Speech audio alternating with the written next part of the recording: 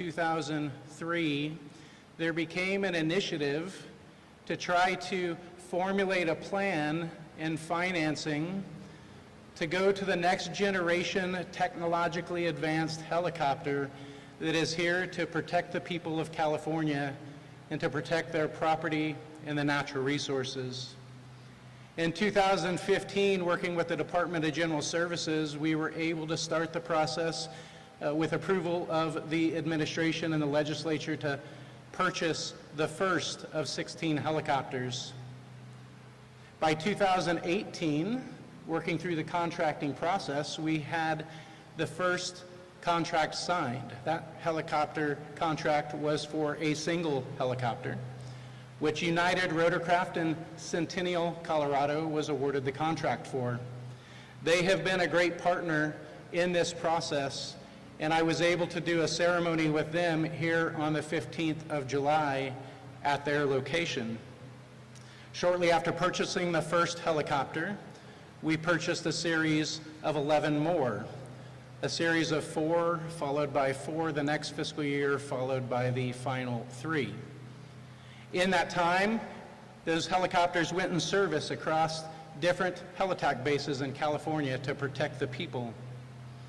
It became recognized as we continued to fly and train in the Black Hawk helicopter sitting behind me, 616, that we needed additional helicopters to be able to serve and support, to be able to surge with the devastating fires across California. And so under the approval of Governor Newsom, in support of the legislature, 4 additional helicopters were purchased. On the 24th of July, helicopter 616 behind us landed here in McClellan.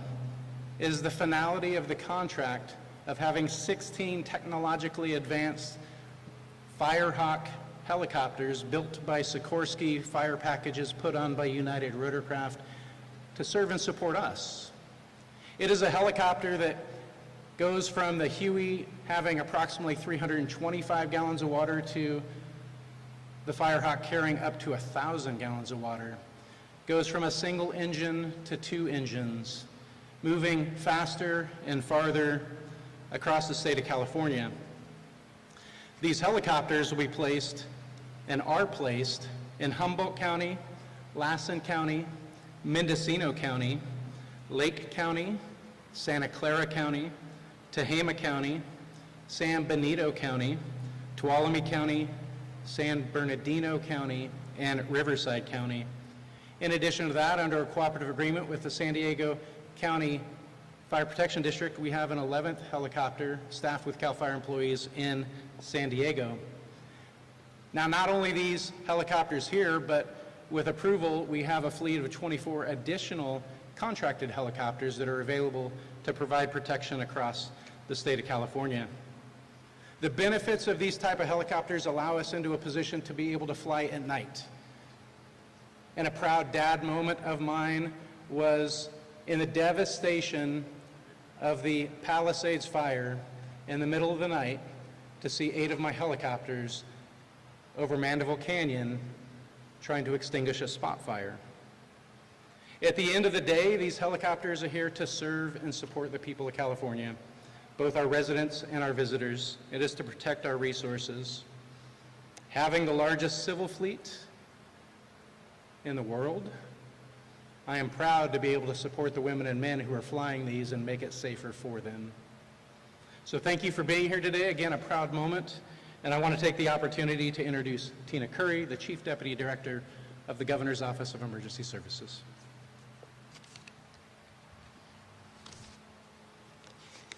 Thank you, Director Tyler. Again, I'm Tina Curry, Chief Deputy Director of the Governor's Office of Emergency Services.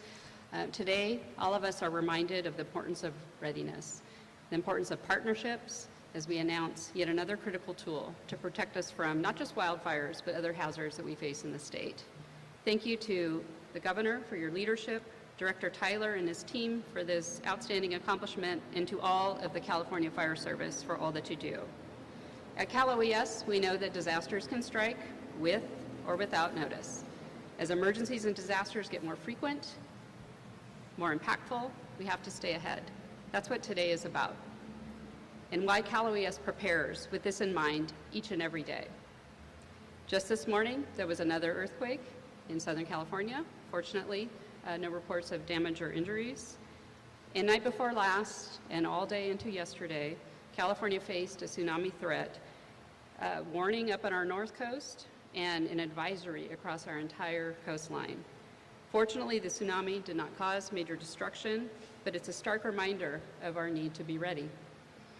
Thank you to the emergency services and public safety partners along the coast who came together during this time in a coordinated effort over many hours to keep the public safe. And recognizing that tsunami waves, even of a small size, can be dangerous to people on the coastline as well as our infrastructure.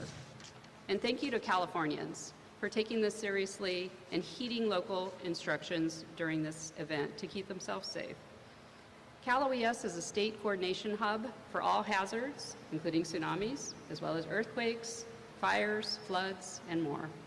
This is possible through our partnership with CAL FIRE and our other state agencies, local, federal, tribal government, and our fire and rescue and law enforcement mutual aid systems that are, like nothing else anywhere that you'll see. Californians, you are a major partner in readiness as well. So now is the time to talk with your friends, talk with your family, practice your emergency plan, have a go bag with essentials ready for at least 3 days, and importantly, sign up for emergency alerts with your county emergency services agency. You can access this at a couple places on Cal OES's website, calalerts.org. It's got all links to all of the county emergency notification signups, or ready.ca.gov will get you there as well. So thank you so much for your time. Thank you so much for this opportunity, and thank you for doing your part to be ready. I'd like to now introduce Chris Renner with CAL FIRE. Thank you. Thank you, Tina. My name is Chris Renner. I'm one of the forestry fire pilots here for CAL FIRE in Sacramento. And I love my job. I love my job because this department understands what it takes in terms of resources, man-hours, and training time to sustain a fleet of this size. Before I got hired, I did my research. I called around, and one of those calls I made was to one of our pilots up at Neal and Hill Attack Base in Humboldt County, not far from where I grew up. And I said, Cliff, why CAL FIRE? Why are you going to leave Hawaii to come to California and fly in the smoke? And he said just 2 words, the maintenance. And he's absolutely right. We have an outstanding maintenance team full of great aviation professionals, leads, and quality control personnel. So I signed up. And being part of the training team, I get to see firsthand the amount of time and effort that goes in to training a base like Neyland to fly this new helicopter. And when it's all said and done and that aircraft is sitting on the ramp, ready to dispatch in support of the people of California, sometimes that's front page news. But what you don't get to see is the hundreds of people behind the scenes that made that happen. From the base mechanic that got up at 5 a.m. to make sure that aircraft was available, to the decision makers who saw this need coming years in advance, to the training department who spent their time and effort to ensure that that crew was trained and proficient to do its job. So when you see this aircraft flying on a fire or on a rescue, just know that there's a whole bunch of people behind the scenes that made that happen. And to all of them, thank you for what you do. And this time I'd like to introduce Governor Newsom. Sir.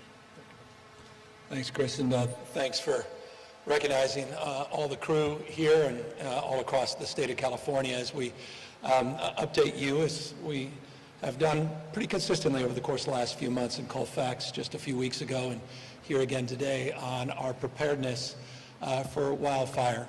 Not wildfire season. Seasons are no longer apt as it relates to California's realities. They're year-round, but the peak of wildfire season, which we are about to experience. To highlight that, to contextualize this day, in the last 24 hours, we had 3,600 lightning strikes throughout the state of California, initiating about 30 larger fires, 25, interestingly, on federal land, which represents, unsurprisingly, 57% of all of our forested land. California, only 3%. But 25 of those 30 fires were initiated because of lightning strikes. Tens of thousands of lightning strikes over the course of the last many weeks have occurred in Northern California. And so this is the time where we are particularly focused and energized, and we are now more committed to pre-positioning, protecting, and continuing to prevent, to the extent possible, the impacts of Mother Nature. Accordingly, one of the things that we're most proud of in the state is people like Chris, those that have sacrificed and served the people of this state by being part of the world's largest civilian aerial firefighting fleet.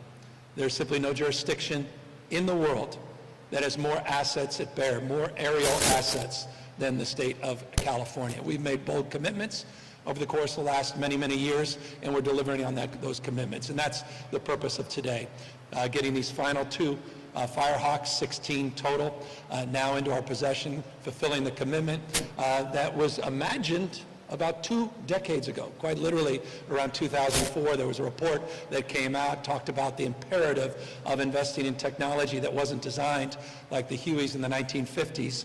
They're iconic in terms of their use and utilization in Vietnam, and to invest in state-of-the-art technology. Joe Tyler underscored the impact of that imperative, impact of those investments.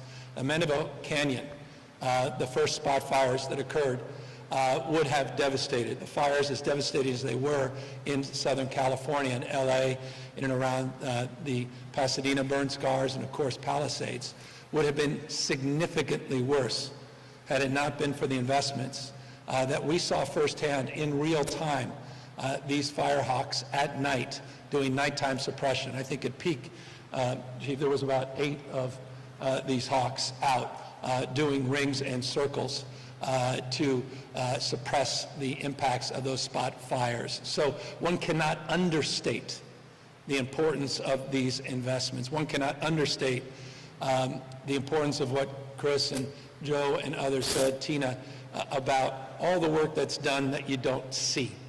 I say it over and over again, and I'll continue to say it over and over again. These guys don't, unlike baseball players, get enough credit for saying. And one of the things I'm most proud of year to date are the things that I'm briefed on every single day that folks don't know about because of the incredible work of the men and women at CAL FIRE, the Forest Service, and our local firefighting personnel. And so we're here as well, in Chris's spirit, to thank them for their service and their contribution. Just briefly, because we talked a lot about this in Colfax, our efforts continue at historic pace to address the issue of vegetation management and forest management. We had announced a few months back a new emergency proclamation to fast-track projects that were falling through the cracks under our larger programmatic EIR, which is the Cal VTP, a 20 million acre programmatic EIR. Under the emergency proclamation, now over 50 projects have been complete, over 12,000 critical acres have been treated.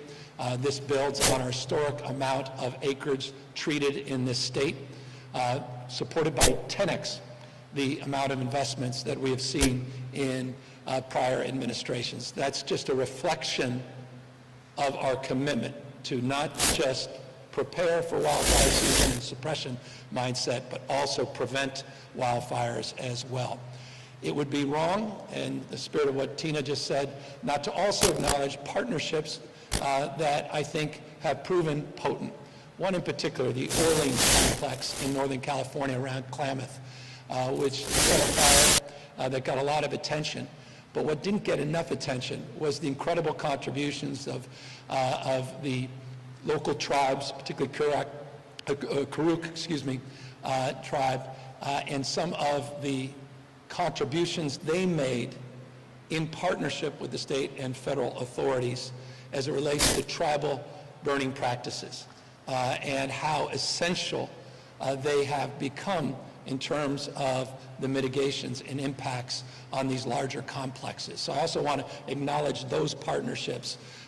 They've often been talked about, but we really saw results, particularly in the Orleans complex. We also had some big fires up there, as you may have written about or talked about, as it relates to fires around Shasta, the Green Fire as well. But look, we're just trying to make sure these are not headlines, doing our best to continue to mitigate the impacts of these fires and these early strikes, keep them under 10 acres, which is our goal to the extent possible, and continue to address the reality, and it's a reality, of all of the headwinds in Washington, D.C. I think it's important that folks know this. I think more people should know this, in that H.R. 1, the President of the United States referred to as a big, beautiful bill, or a big, beautiful, well, was a bill, the next generation, $3.3 to $4 trillion of debt. But in that betrayal, in that bill, was also a reduction of $450 million.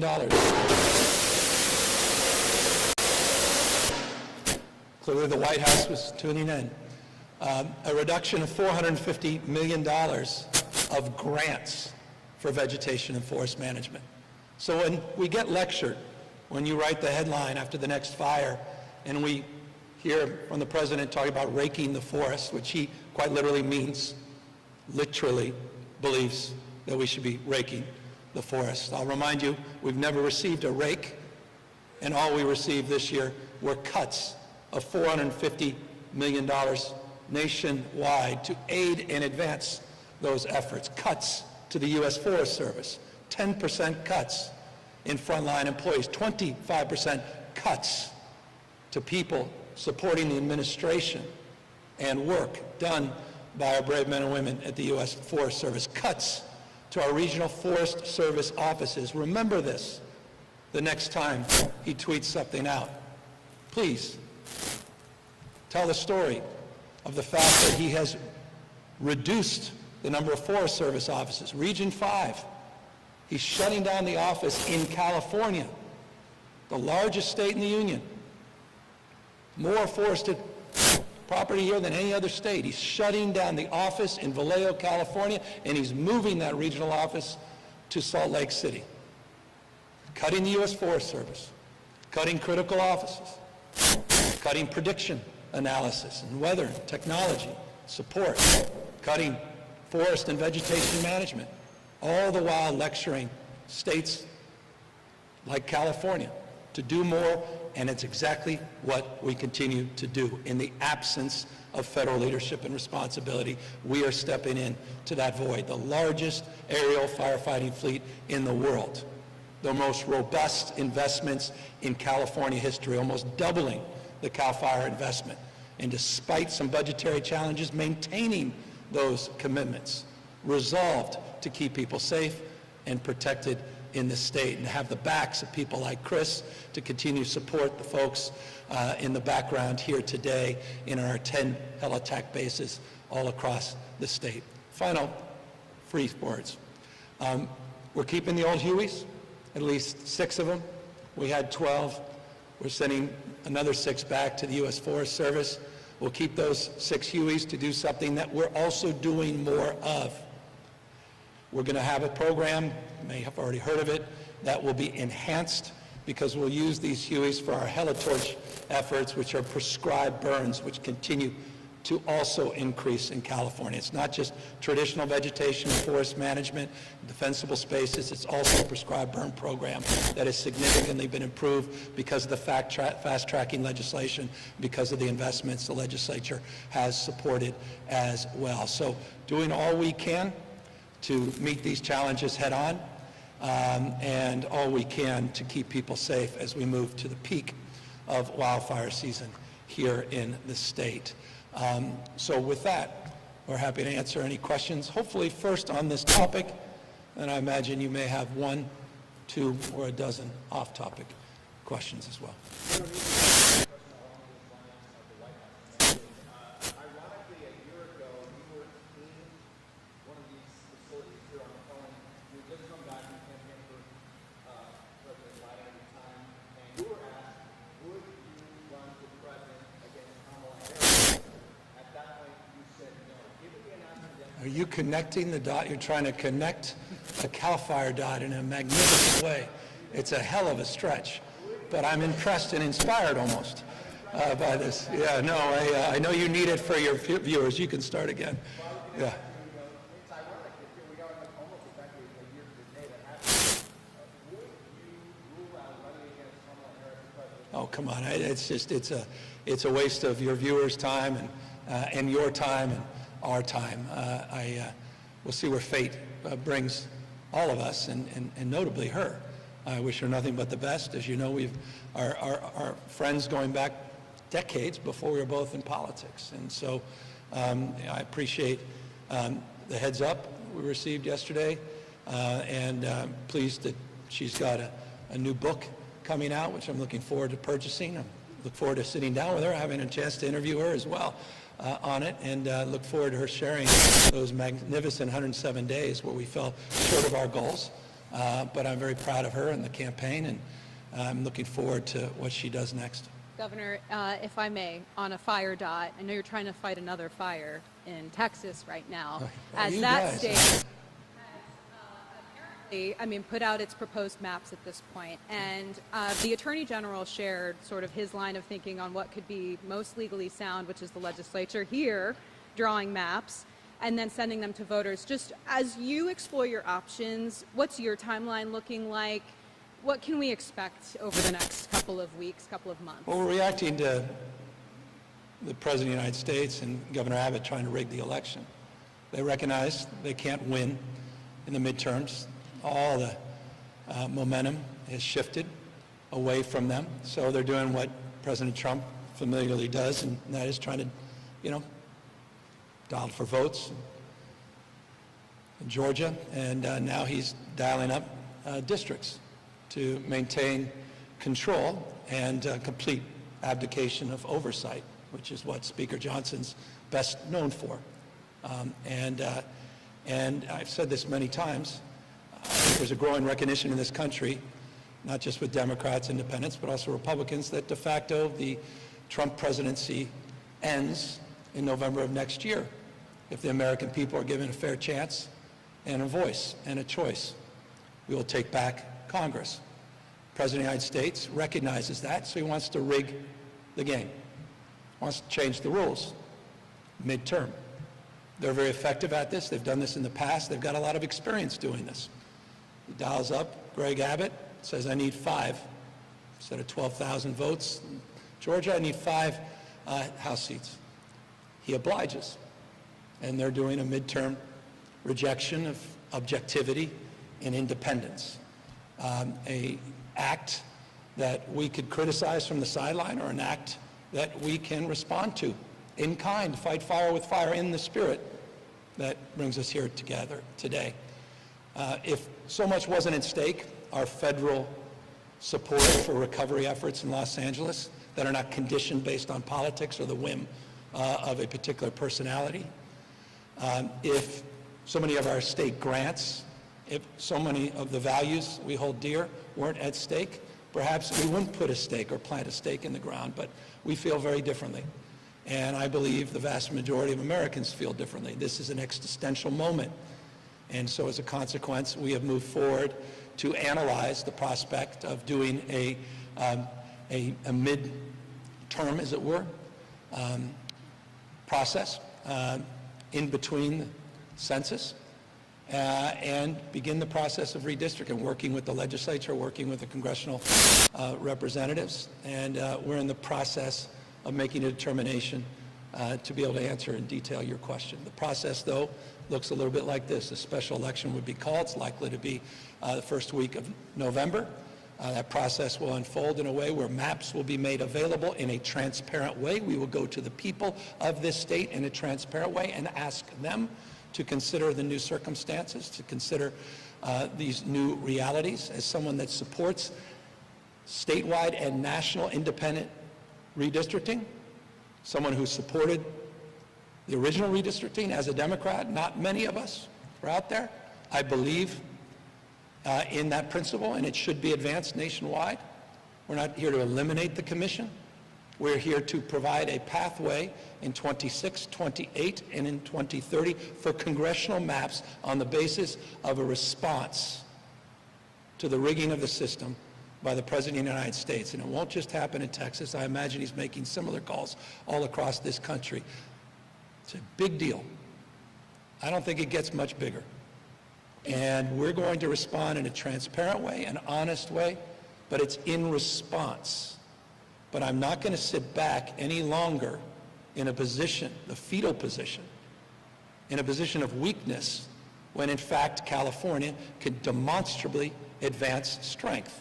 And that's what we intend to do, to show our strength and capacity of purpose, of conviction, in the spirit of our founding fathers, in the spirit of the best of Roman Republic and Greek democracy, in the spirit of checks and balances, in the spirit of rule and law, the spirit that defines the best of this 249-year enduring experiment.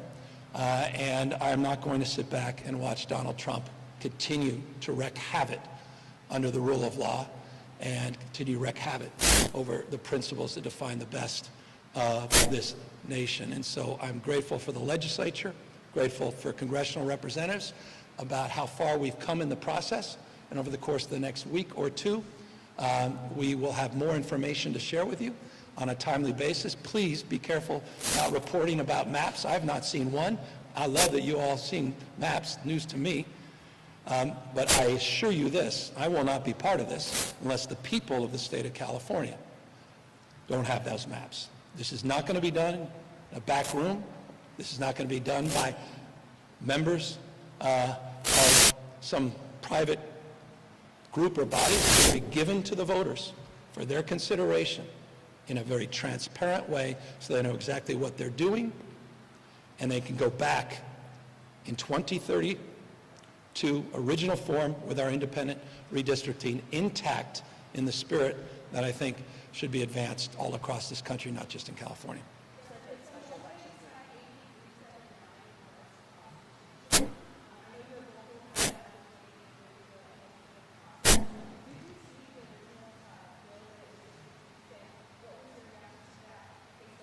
Well, I was pleased to be able to sign the bill. There were over 2,000 plus bills, so I don't, as you know, read the bills on introduction, but I was very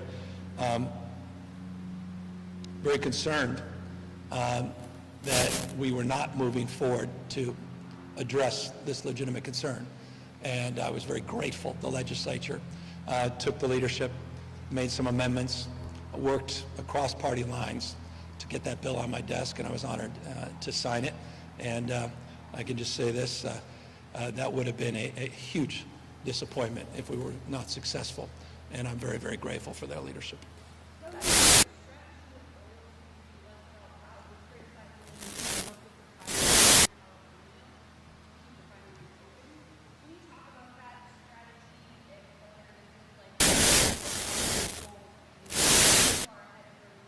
Yeah, no, I appreciate the question.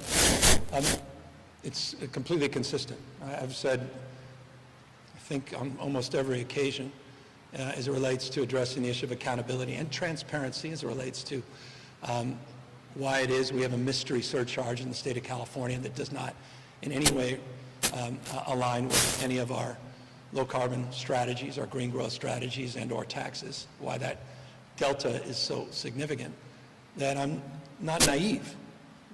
As someone that drove here, as someone that flies around the state, that we are all, society becomes how we behave. We are all the beneficiaries of oil and gas.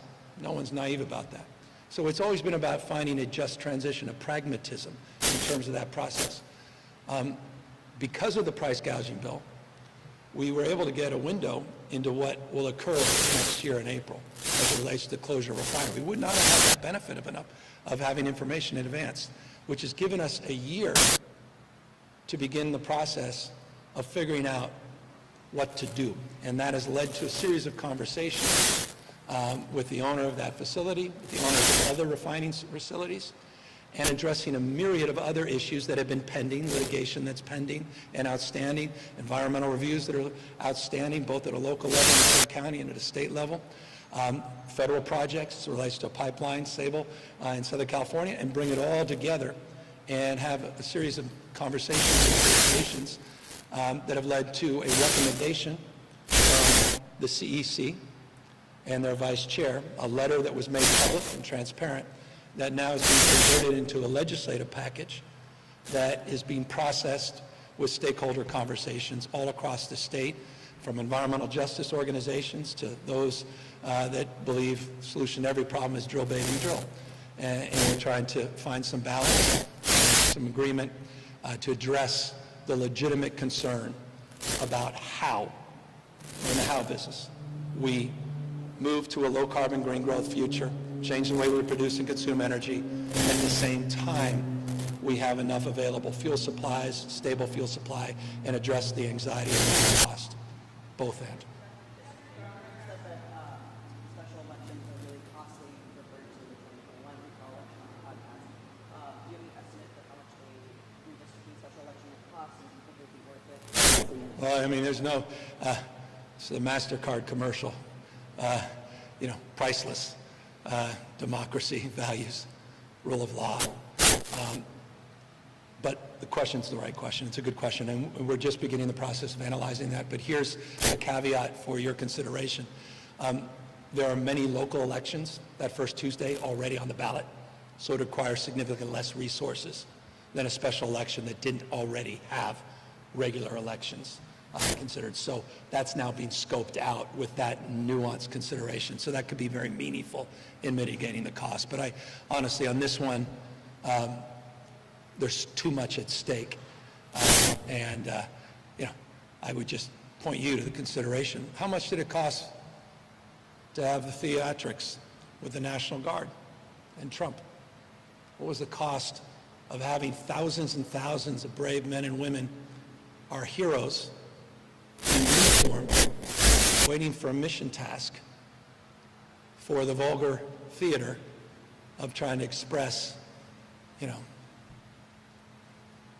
some position of power over the state by federalizing the National Guard or bringing in United States Marines. By the way, I hope you find that out. How many hundreds of millions of dollars was wasted as it relates to the National Guard deployment? How many National Guardsmen and women actually did anything? How many months they sat there not doing vegetation and forest management? By the way, on that, can I highlight something? I think this is interesting, and I would run with this. Between May and June, the Cal Guard assisted fentanyl interdiction declined 57% because Donald Trump and Stephen Miller took the National Guard off of our counter-narcotics task forces to address the issue of fentanyl. And it impacted those operations, a 57% decline. They took folks off, the Guard, off our rattlesnake teams, working side by side with CAL FIRE and CCC to prepare for wildfire season, vegetation forest management, particularly necessary in light of the federal cuts coming from the administration. This is what's at stake with redistricting. This is what's at stake for our state.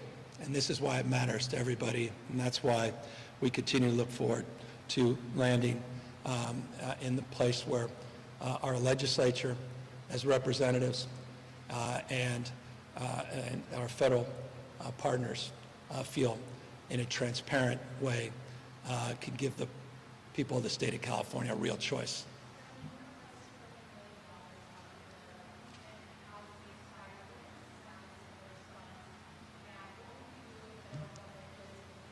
Well, we continue to call for the higher angels. I mean, every Republican that care about their kids, grandkids, these are good people. I think they want to be there for other people. I think that's inspiring. Happiest people I know are people that support other people. That's what public service is all about. So I still believe in that. I may be romantic and old-fashioned. I still believe people will do the right thing at the end of the day. So I'm hopeful that $39 billion which we think is a very conservative number. We didn't put that number out lightly. That will be there for each other. I hope we're there for the people of Texas. We should be. I'd be proud. I mean, they receive about $71 billion a year of federal taxes, more than they provide. We provide $83 billion more in federal taxes. I'm glad some of that money will go to Texas. I hope the Texas delegation will consider that. All the federal money that they receive from the state of California in relationship to this interdependence and this fundamental notion that we're all better off and we're all better off. Many parts, one body, United States of America. Not the divided states, not red and blue. It's red, white, and blue. So there's 39 billion reasons that I have confidence still in the men and women that took that oath to the Constitution that they'll do the right thing and not play politics when it comes to disaster aid and disaster recovery.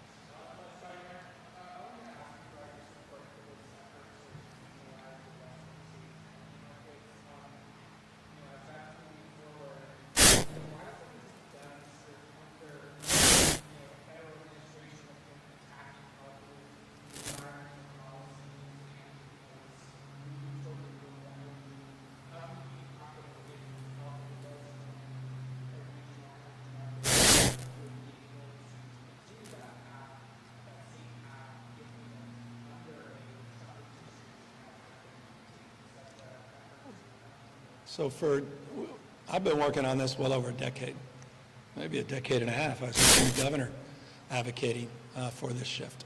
I've been through many different federal administrations. This is about affordability. This is about reliability. It's about us maintaining our authority and autonomy as it relates to our low-carbon green growth goals. I believe the safeguards, if you read the legislation, are well established and in place. And we've been working with stakeholders for years and years and years on this to address the concerns that you just stated. And so I feel those concerns are substantially addressed, not almost completely addressed. There may be some modest amendments on the way. And I believe this is a very significant legislative effort that can actually impact the cost of electricity in this state, improve our reliability, mitigate the impacts on our access to supply, particularly during extreme heat events. And I'm very grateful for the coalition, which is really with few precedent. I'm not aware of a more diverse and large coalition I've seen on an issue of energy in some time. And so you're right that I am supportive directionally, and I look forward to the final product always that lands on my desk, subject to final review of any amendments that will be made over the course of the next few weeks. One more question.